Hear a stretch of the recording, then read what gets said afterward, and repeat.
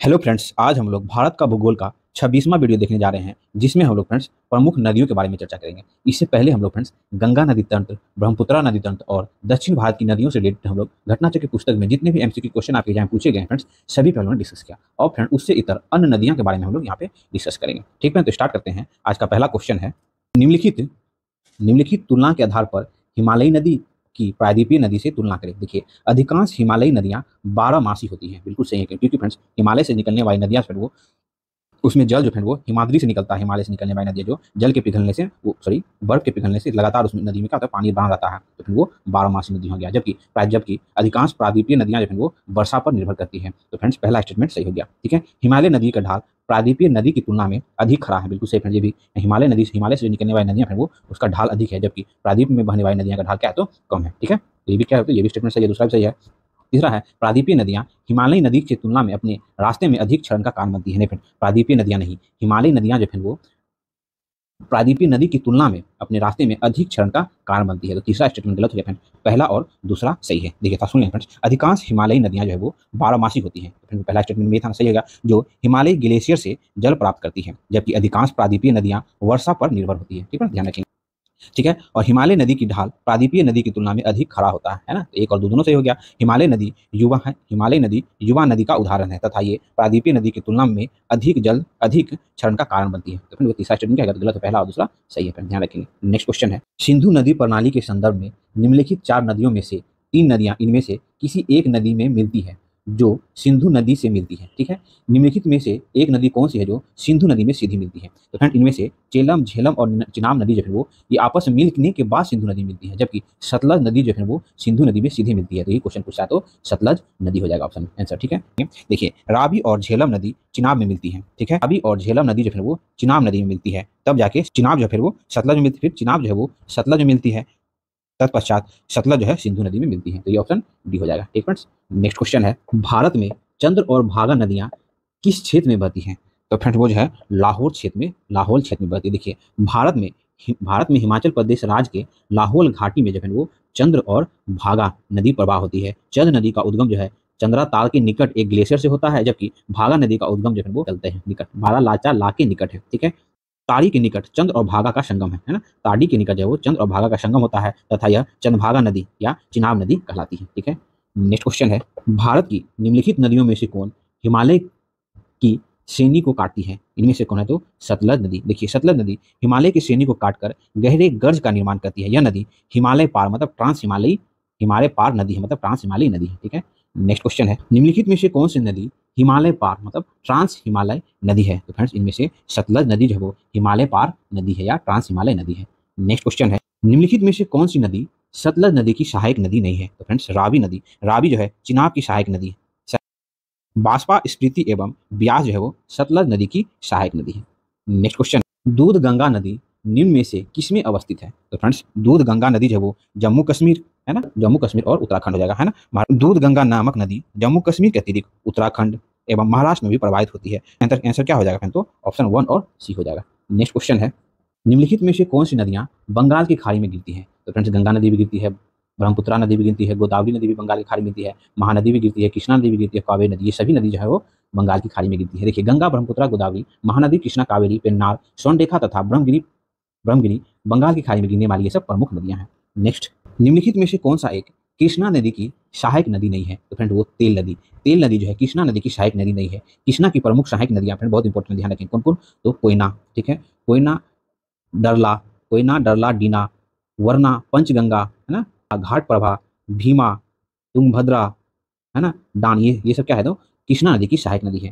तेल नदी जो है वो महानदी की एक प्रमुख सहायक नदी है। ठीक है, नेक्स्ट क्वेश्चन है, हगरी सहायक नदी है। तो फ्रेंड्स हगरी जो है वो तुंगभद्रा नदी की सहायक नदी है। हगरी नदी पश्चिमी घाट से निकलकर कर्नाटक और आंध्र प्रदेश से प्रवाहित होकर तुंगभद्रा नदी में मिल जाती है। नेक्स्ट, निम्नलिखित नदियों पर ध्यान दीजिए। ठीक है, उस नदी को उत्तर से दक्षिण दिशा के आधार पर क्रम में अवस्थित करना है। तो देखिए फ्रेंड्स उत्तर से दक्षिण दिशा में, तो फ्रेंड्स इनमें से किशन गंगा जो फिर वो सबसे उत्तर में हो जाएगा। उसके बाद जो फिर वो गंगा नदी का स्थान आ जाता है, उसके बाद वेन गंगा का स्थान आता है, उसके बाद पेन गंगा का स्थान आता है। फ्रेंड ऑप्शन ए जो है वो सीक्वेंस में दिया हुआ है। ठीक है, उत्तर से दक्षिण की ओर नदी का क्रम। नेक्स्ट क्वेश्चन है, हिमाचल प्रदेश से होकर बहने वाली नदियां कौन सी है। तो फ्रेंड इनमें से व्यास, चिनाब, रावी, सतलज और यमुना नदी जो है वो हिमाचल प्रदेश से बहने वाली नदियां हैं। ब्यास, चिनाब, रावी, सतलज और यमुना हिमाचल प्रदेश से होकर बहने वाली प्रमुख नदियां हैं।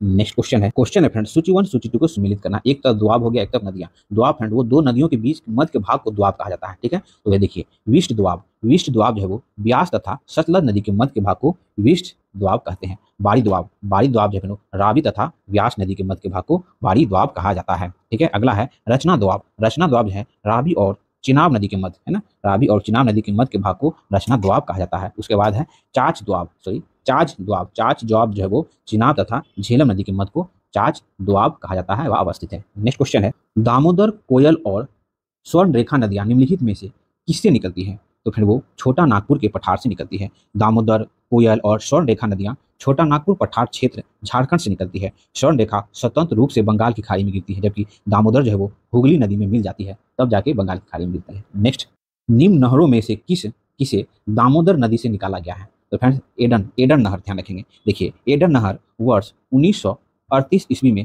दामोदर नदी से निकाली गई थी। यह जो है 65 किलोमीटर लंबी है और लगभग 10,000 हेक्टेयर भूमि को सिंचित करती है। नेक्स्ट, भारत की निम्नलिखित नदियों में से कौन सी दामोदर नदी की सहायक नदी नहीं है? तो फ्रेंड वो इंद्रावती जो है वो दामोदर नदी की सहायक नदी नहीं है, बाकी ये सब है। देखिए दामोदर नदी हुगली की सहायक नदी है, ठीक है। दामोदर नदी का उद्गम जो है वो छोटा नागपुर पठार से होता है। यह झारखंड और पश्चिम बंगाल में बहती है। इसकी सहायक नदी हम देख लेते हैं, वो की हो गया है ना, बारकी बोले या बराकर बोले, ठीक है। जमुनिया हो गया, है ना, उसके बाद बारकी हो गया, है ना, है ना, ये सब है, ठीक है। दामोदर नदी पर ही दामोदर घाटी निगम आधारित है। इंद्रावती नदी जो है वो ये गोदावरी की सहायक नदी है, जो उड़ीसा, महाराष्ट्र और छत्तीसगढ़ में बहते हुए गोदावरी से महाराष्ट्र के सोमनूर में मिलती है।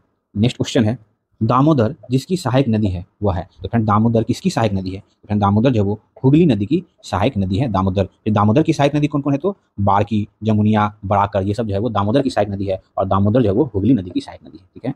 नेक्स्ट क्वेश्चन है, दामोदर नदी निकलती है, तो फ्रेंड्स दामोदर नदी जो है वो छोटा नागपुर के पठार से निकलती है, दामोदर नदी। रजरप्पा किस नदी के संगम पर अवस्थित है? तो दामोदर और भेरा नदी के संगम पर स्थित है, ठीक है। रजरप्पा दामोदर और भेरवी, है ना, भेरवी या भेरा नदी के संगम पर अवस्थित है।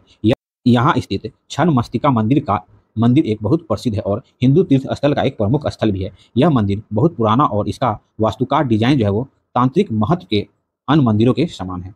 नेक्स्ट क्वेश्चन है, पूरब की ओर बहने वाली भारत की निम्नलिखित नदियों में से किस एक में निम्नावलय, जिसे ड्रॉन वार्पिंग के कारण विभ्रंश घाटी मतलब रिफ वैली है? तो फ्रेंड्स वो हो जाता है दामोदर नदी। देखिए निम्नावलय ड्रॉन वार्पिंग के कारण विभ्रंश घाटी रिफ्ट घाटी के निर्माण का संबंध है वो दामोदर घाटी से है। नेक्स्ट क्वेश्चन है, निम्न नदियों में से कौन सर्वाधिक प्रदूषित नदी है? तो फ्रेंड वो दामोदर नदी। उपयुक्त विकल्पों में सर्वाधिक प्रदूषित नदी जो है वो दामोदर नदी ही है। नेक्स्ट, निम्नलिखित में से किस नदी के उत्तरी मार्ग में मीठा जल का परंतु निचले भाग में खरा जल का प्रभाव मिलता है? तो फ्रेंड वो है लूनी नदी। राजस्थान की लूनी नदी का उद्गम अजमेर के निकट अरावली श्रृंखला में स्थित नागा पहाड़ी से होता है। प्रारंभ में इसे सागरमती के नाम से जाना जाता था। यह जो है वह पुष्कर झील से निकलने वाली इसकी सहायक नदी जो है सरस्वती के इसके मिलने के बाद लूनी नदी कहलाती है। अपने प्रवाह मार्ग के ऊपरी भाग में लगभग 100 किलोमीटर तक इसमें मीठे जल पाया जाता है, किसमें? तो लूनी नदी में। परंतु बाड़मेर के बलोत्रा में पहुंचकर इसका जल जो है लवणीय या खरा हो जाता है, जो कि यहाँ इसके प्रवाह मार्ग की सतह में लवण समृद्धि होने के कारण होती है। यह नदी दक्षिण पश्चिम दिशा में बहते हुए कच्छ की रन में क्या हो जाती है? विलीन हो जाती है।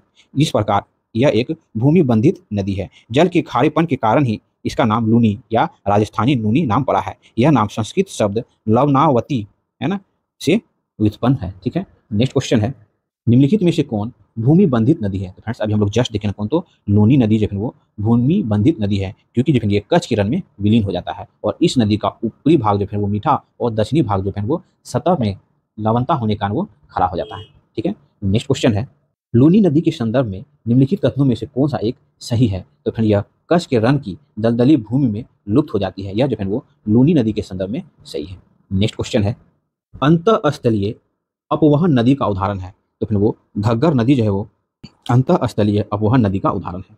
नेक्स्ट, बिहार का शोक किस नदी को कहा जाता है? तो फिर वो कोसी नदी। कोसी नदी एक सीमा पारीय नदी है जो नेपाल एवं भारत से होकर प्रवाहित होती है। इसे ही फिर बिहार का शोक कहा जाता है।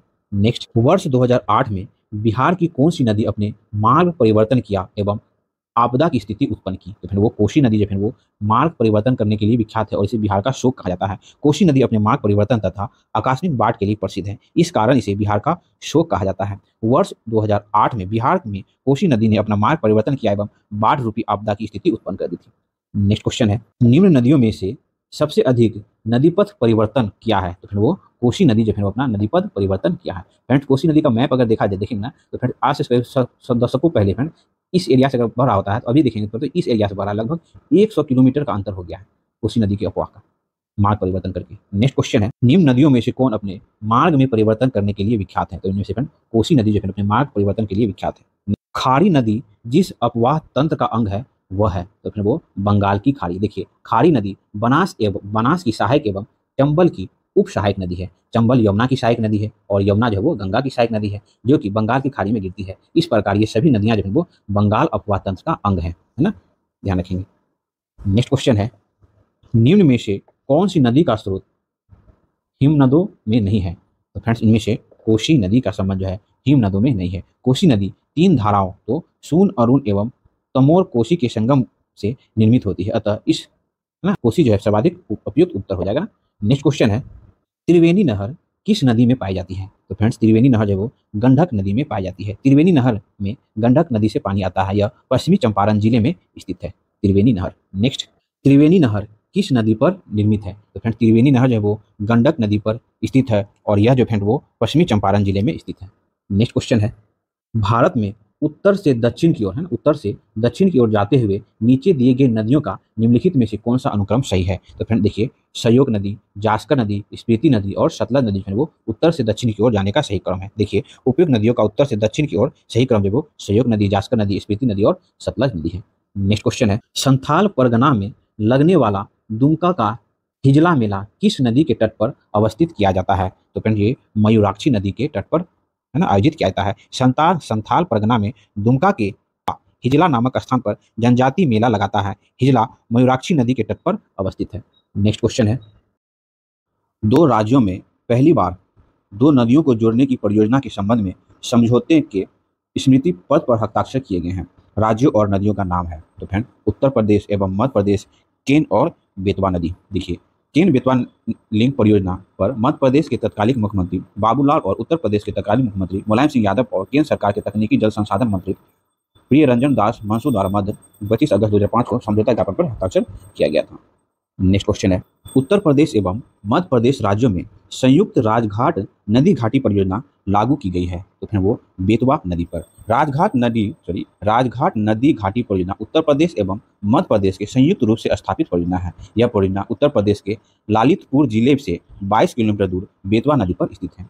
नेक्स्ट, निम्नलिखित बांधों में से कौन बेतवा नदी पर बनाया गया है? तो फिर वो राजघाट बांध जो है वो बेतवा नदी पर बनाया गया है।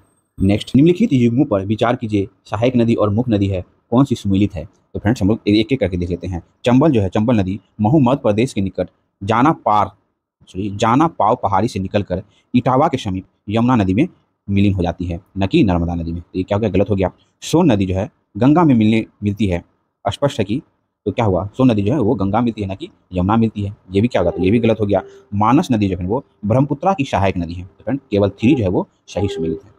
नेक्स्ट क्वेश्चन है, काली नदी भारत के दक्षिण भाग में पूर्व की ओर बहने वाली नदी है। नहीं फ्रेंड्स ये स्टेटमेंट क्या हो गया, गलत हो गया। देखिए काली नदी जो है वो दक्षिणी भाग नहीं, पश्चिमी घाट पर्वतीय क्षेत्र में स्थित उत्तर कन्नड़ जिले कर्नाटक के डिग्बी गांव में उद्गमित होकर चाप के आकार में पश्चिम की ओर है ना, पश्चिम की ओर प्रवाहित होकर अरब सागर में गिरती है। तो फिर ये पूर्व की ओर बोला था, ये क्या हो गया, गलत हो गया फ्रेंड्स। अगला है, दक्कन पठार अपने पश्चिमी किनारे पर उच्चता पर है और पूर्व में बंगाल की खाड़ी की दिशा में इसकी मंद ढाल है। बिल्कुल सही, दक्कन का पठार जो है दक्षिण भारत का ये पार्ट जो है ये इस तरह से ढलान है बंगाल की खाड़ी की तरफ है ना, इसी के बारे में कराया तो आर क्या हो गया, तो आर स्टेटमेंट सही हो गया, ठीक है, और ये गलत है, ठीक है, ध्यान रखेंगे। नेक्स्ट क्वेश्चन है, भारत की किस नदी पर विश्व का सबसे ऊंचा पुल बनाया जा रहा है? तो फिर भारत के चिनाब नदी पर है ना, ध्यान रखेंगे, भारत की चिनाब नदी पर विश्व का सबसे ऊंचा पुल बनाया जा रहा है।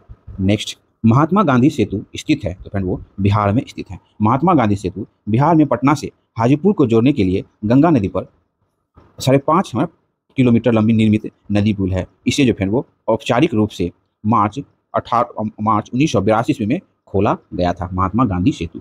नेक्स्ट, निम्नलिखित में से किस नदी का उद्गम स्थल भारत में नहीं है? तो फ्रेंड सी ऑप्शन में जो है रावी दिया हुआ है और डी ऑप्शन में जो है वो सतलज दिया हुआ है। तो सतलज नदी का ही उद्गम जो है वो भारत में नहीं है। सतलज नदी का उद्गम स्थल तिब्बत में कैलाश पर्वत एवं मानसरोवर झील के निकट स्थित राकसताल झील है। यह पश्चिमी और दक्षिणी पश्चिमी में प्रवाहित होते हुए शिवकिला हिमाचल प्रदेश से भारत में प्रवेश करती है। नेक्स्ट क्वेश्चन है, कपिली किसकी सहायक नदी है? वह है तो कपिली जो वो ब्रह्मपुत्रा नदी की सहायक नदी है। ठीक है, कानपुर नगर इसी नदी के तट पर स्थित है। नेक्स्ट क्वेश्चन है, सूची 1 सूची 2 को सुमेलित करना। एक तरफ नदी और उसकी सहायक नदी। गंगा नदी सोन जो है वो गंगा की सहायक नदी है। ठीक है, उसके बाद मंजीरा नदी जो है वो गोदावरी की सहायक नदी है। उसके बाद भीमा जो है वो कृष्णा की सहायक नदी है। और यमुना है ना, केन नदी जो है वो यमुना की सहायक नदी है। फ्रेंड्स नेक्स्ट क्वेश्चन है फ्रेंड्स, सूची 1 सूची 2 को सुमेलित करना है नदियाँ और सहायक नदी। देखिए फ्रेंड्स, भीमा जो है वो कृष्णा की सहायक नदी है। ठीक है, उसके बाद तीस्ता जो है वो ब्रह्मपुत्रा की सहायक नदी है। उसके बाद इंद्रावती जो है वो गोदावरी की सहायक नदी है। और चंबल जो है वो यमुना की सहायक नदी है। ठीक है, नेक्स्ट, निम्नलिखित में से कौन सा जोड़ा सही है? इनमें से वो लूनी नदी राजस्थान, यही सही है। देखिए, लूनी नदी राजस्थान में अजमेर के दक्षिण पश्चिम में अरावली श्रेणी से निकलती है।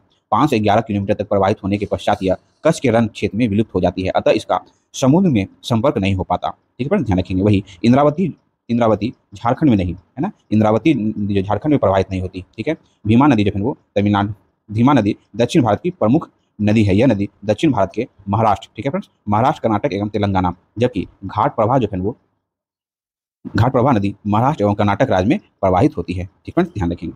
नेक्स्ट क्वेश्चन है, निम्नलिखित नदियों में से कौन अध्यारोपित नदी का उदाहरण है? तो फ्रेंड्स ऑप्शन सी में जो है वो चंबल दिया हुआ है।